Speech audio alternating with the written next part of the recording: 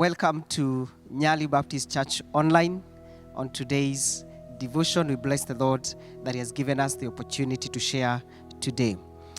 Abba, Father, in Jesus' name, we pray that you bless us even as we hear from you, as we talk about enter the narrow gate. Help us, Father, to perceive and to have an understanding of your word. In Jesus' name, amen. So Matthew 7:13 and 14 says this: enter through the narrow gate. For wide is the gate and broad is the road that leads to destruction, and many enter through it. But small is the gate, and narrow the road that leads to life, and only few find it. When you talk about entering through the narrow gate, God tells us that we have two doors here. There is a broad gate, and says that one leads to destruction. But then he says, enter through the narrow gate. So it's a command.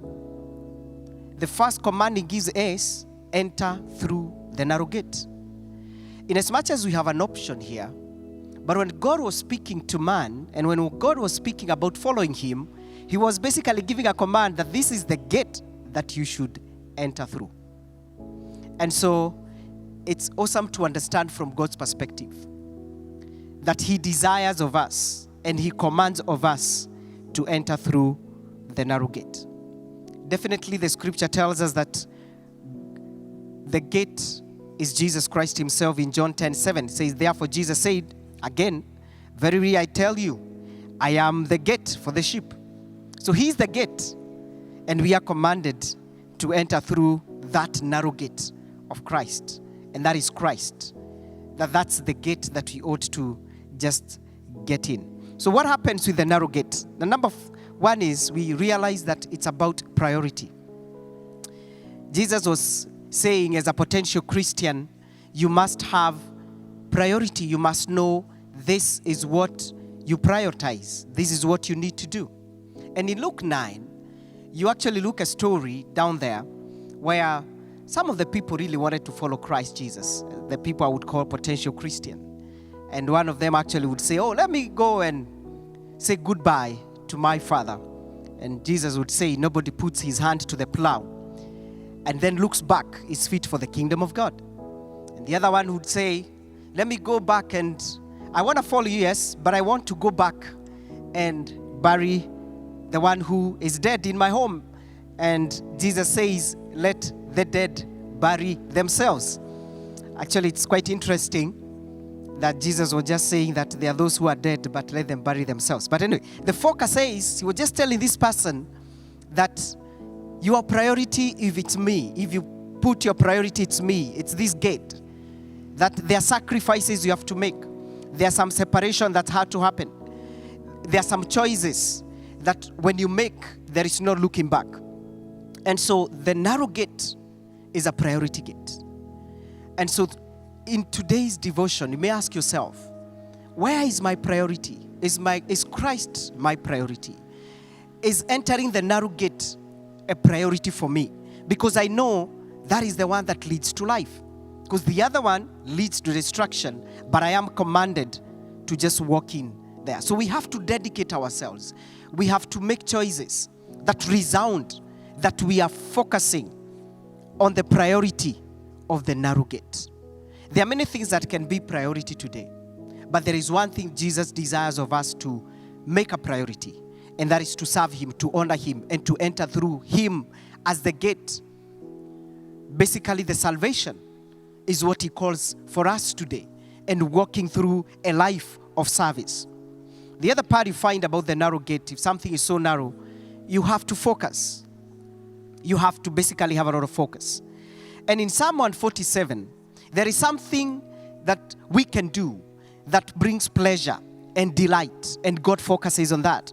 Psalm 147 tells us in 10 and 11 that he does not delight in the strength of the horse.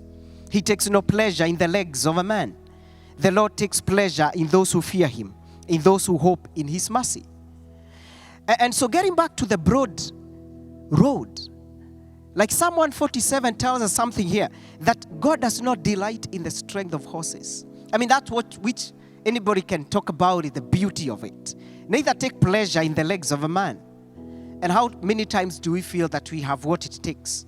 But God says, I take pleasure in those who fear me, in those who hope in my mercy. He says that as the Lord. And so our focus need to be taking pleasure in fearing the Lord, because that's what he also takes pleasure in. So we ought to get excited about it. And so the narrow gate requires our focus. And that, when we focus right there, we ought to find pleasure in there. Just as God says, I find pleasure in those who fear me and those who hope in my mercy, but not in the strength of the horses, neither the pleasure in the, in the legs of a man or the strength of a man.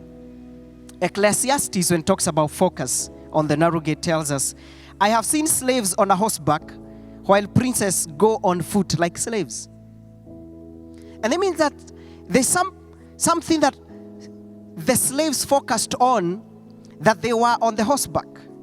And the people who were supposed to be on the horseback, those were the princesses, were going on foot like the slaves were supposed to. So where is your focus? Is your focus where God can actually say that since you're a slave, now you're on the horseback? And remember, the scripture tells us that we are slaves for Christ.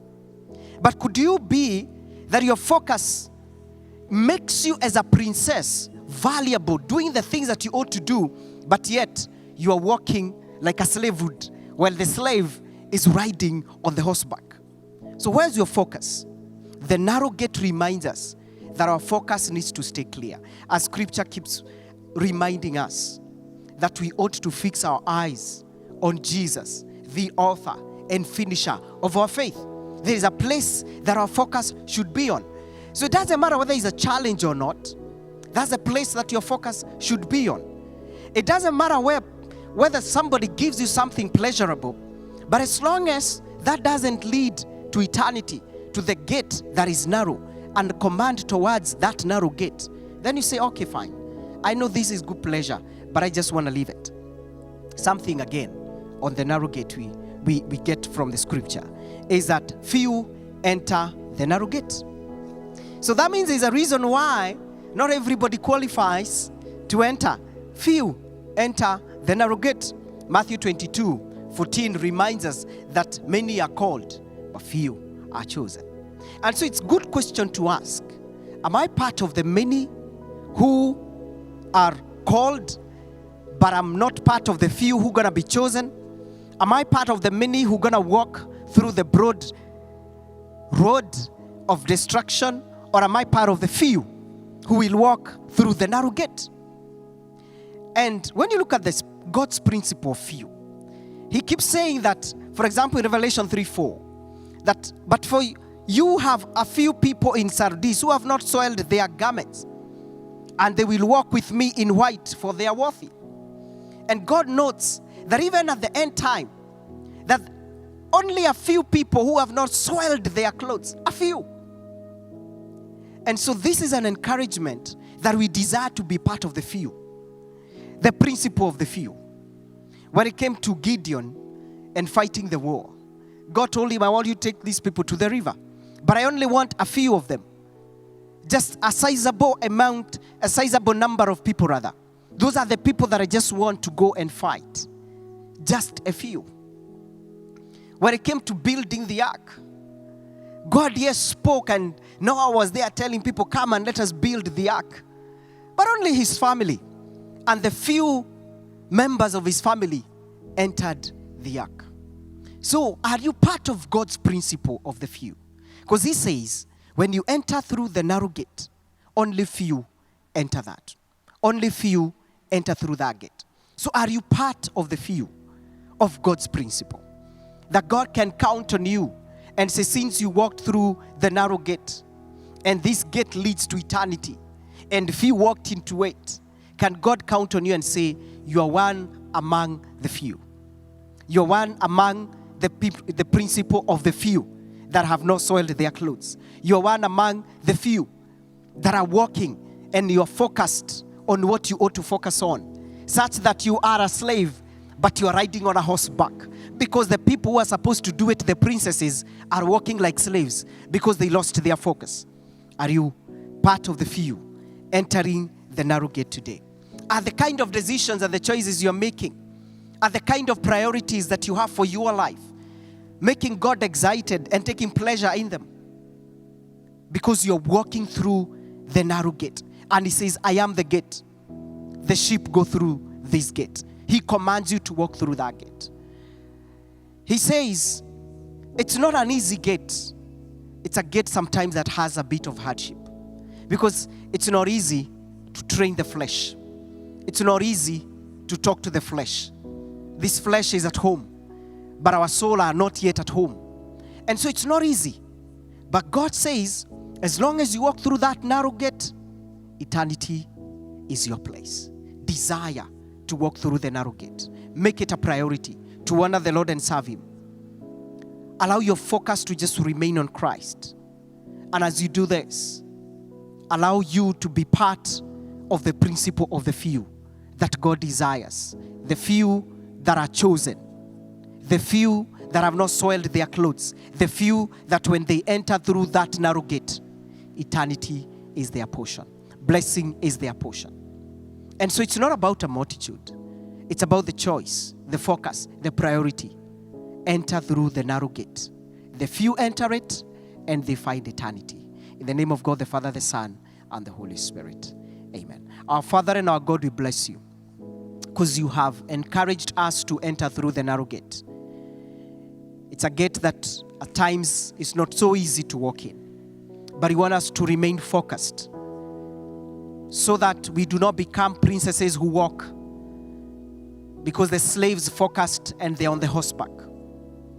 Lord, we want to pray that you help us to focus and to make it a priority, to love you, to honor you, so that we don't become a people that are many and destruction is our destiny.